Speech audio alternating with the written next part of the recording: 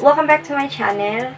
So, grabe, buong maghapon akong nasa bayan ngayon, guys. So, super duper pagod ako. But, I'm very happy kasi finally, meron na akong student's driver's license. Yay! Ayan. And that's gonna be our vlog for today. So, let's go! So guys, heto na yung video para sa inyo, yung mga nagtatanong kung paano kumuha ng student's driver's license. So, I'm going to talk about yung experience ko and also iisa-isahin natin kung ano yung mga requirements pa ngayon. Kasi iba na yung pagkuha, pag-apply natin for student's driver's license and even for prof and non-prof kesa noon. So, ibang-iba. Kasi ibang-iba talaga. So, gaano ba siya kahirap? Mahirap ba? Magkano ba yung ating nagastos? Lahat ng yan ay sasabihin ko sa vlog na ito. So, number one, guys, is kailangan mo ng TDC o yung tinatawag nilang Theoretical Driving Course Certificate. So, kailangan meron kang 15 hours. And, yung akin kasi, 3 days ko siya pinuntahan. So, parang seminar siya, guys. Seminar siya. I-discuss lang nila kung ano yung mga kailangan mong malaman, mga basic lang na road safety, mga road awareness, ganyan, yung mga signs, mga signages, at marami pang iba. So, 3 araw akong nagpunta. And that costs me 1,999 pesos. At nakaano pa sila noon, naka-promo sila, anniversary promo nila. So, green up ko na yung opportunity na maka-discount ako. 3 araw, guys. So, inupuan ko talaga yan ng 3 araw. Imagine. And kailangan mong makinig talaga kasi kung hindi ka makikinig at isasawalang bahala mo yung lesson o yung discussion ng instructor mo, wala kang makukuha doon sa test. Kasi ang nangyari doon sa in-enrollan ko, every day, after the discussion talaga, before kami umuwi, meron siyang ibibigay na, ilan ba yun? 40 items. Ayan. Kailangan mong ipasa at least 80%. Ayan. And, of course, I'm so lucky. Lucky talaga. Nakapasa naman ako dun sa 3 araw. Ayan. 3 test lahat yan. So, nakapasa ako. Yun.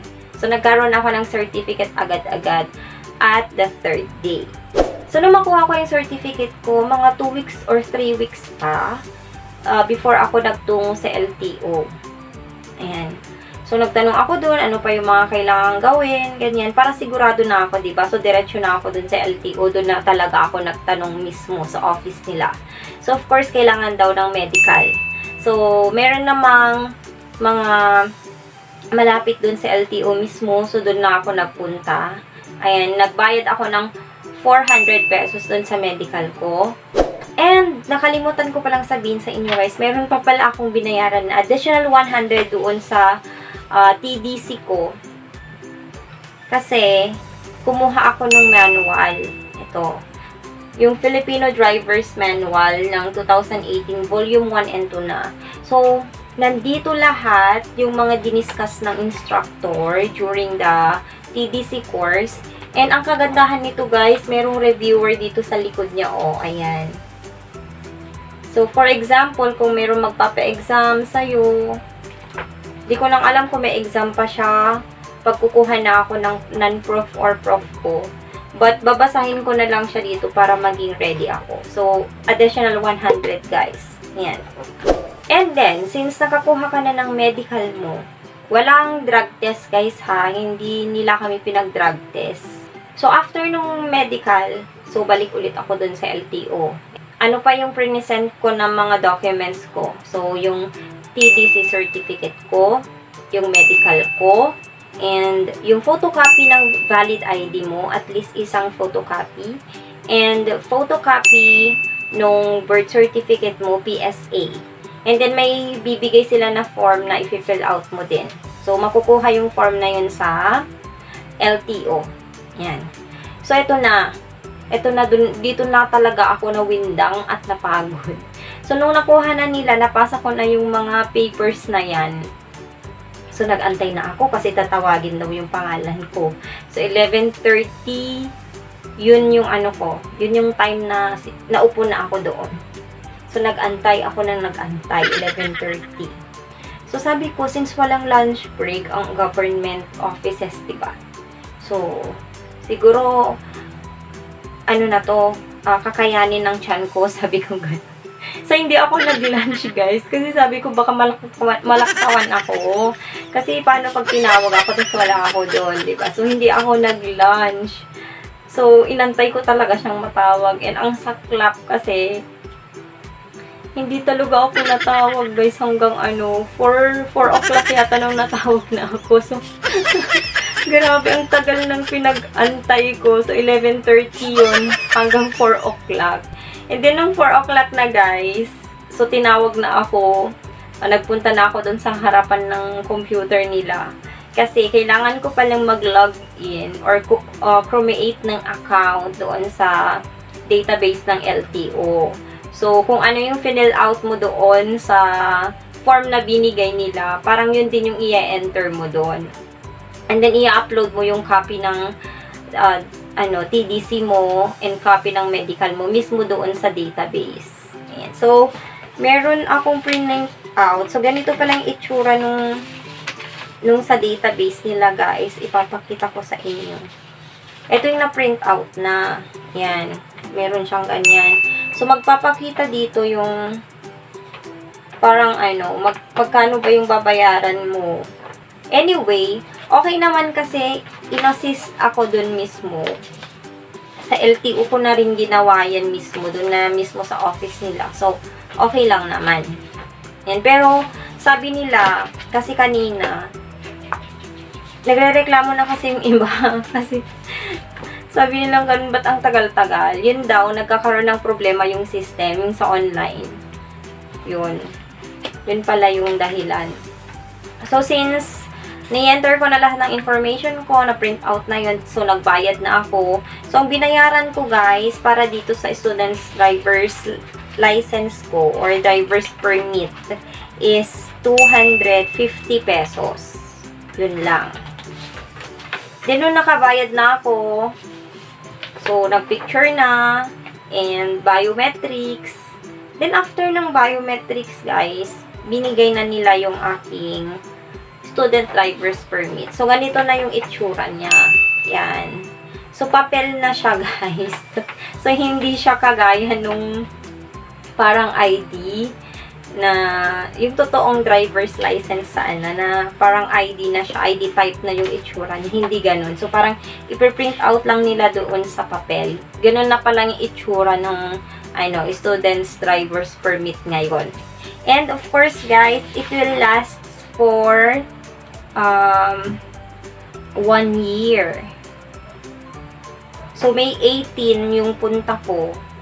So, mag-e-expire siya ng 2022 na May 18 din. So, dapat within that, span of time, dapat makapag-apply ka na for, it's either non-prof or prof driver's license. So, guys, yun yung gastos. So, magkano lahat-lahat ng nagastos ko, guys? So, 1,999 para sa TDC. And 100 pesos para dito sa manual. Pero optional naman ito, guys. Kung ayaw mo, okay lang. Pero mas okay na meron ka nito. Kasi nandito yung basis mo. Nandito rin lahat yung mga penalties. And magkano ba yung mga penalties dyan. And then, dun sa medical ko, which is 400 pesos. And dun mismo para sa driver's permit ko na sa LTO, 250 pesos. So, ilan na yun, guys? So, ang total nun, guys, is 2,249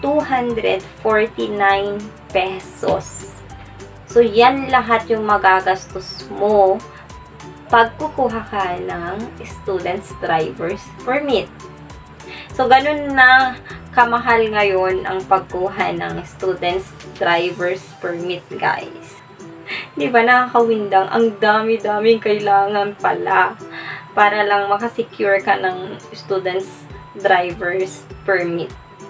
Ayan, guys. So, di ko alam kung after a month or after 2 months pro-process na ako ng aking non-proof na driver's license. Depende. So, i-update ko kayo guys kung ano na naman yung mga requirements para makakuha naman ng non-proof or professional driver's license. And kung magkano ulit yung magagastos. Ayan. So, I hope guys na nakatulong ako sa video na to. Then, sa mga kagaya ko rin na gusto magkaroon ng student's driver's permit. So, hi, success! Kahit na super duper effort ako guys, na maghapon talaga akong andun. Tapos ang init pa. As in talagang lantang gulay na ako, hindi pa ako kumain. Tapos super init doon. Ayan, grabe. Sumasakit na yung ulo ko. Pero I'm so happy and so relieved. Kasi at least meron na akong ipapakita if ever na may checkpoint, diba? Yun kasing mahirap pag, nahuli tayo, diba? Sayang naman yung, bayad natin dun sa multa. Isang kabang bigas na rin yung, mabibili mo dun sa mga multa mo, diba? So, there you have it, guys! If you are not subscribed yet to my channel, please click on the subscribe button and don't forget to click on the notification bell para maging updated kayo sa mga i-upload kong video. So, see you again next time, guys. Bye!